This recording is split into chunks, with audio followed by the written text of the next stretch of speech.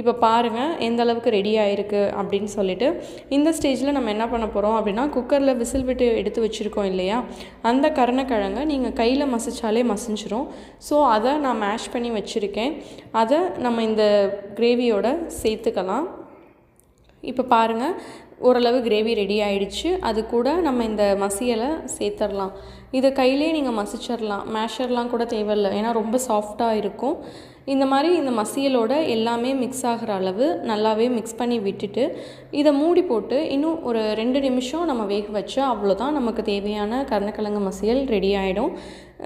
பாருங்கள் எந்தளவு மசியல் ரெடி ஆகிருக்கு அப்படின்னு சொல்லிட்டு. இது அடியெல்லாம் பிடிக்காது.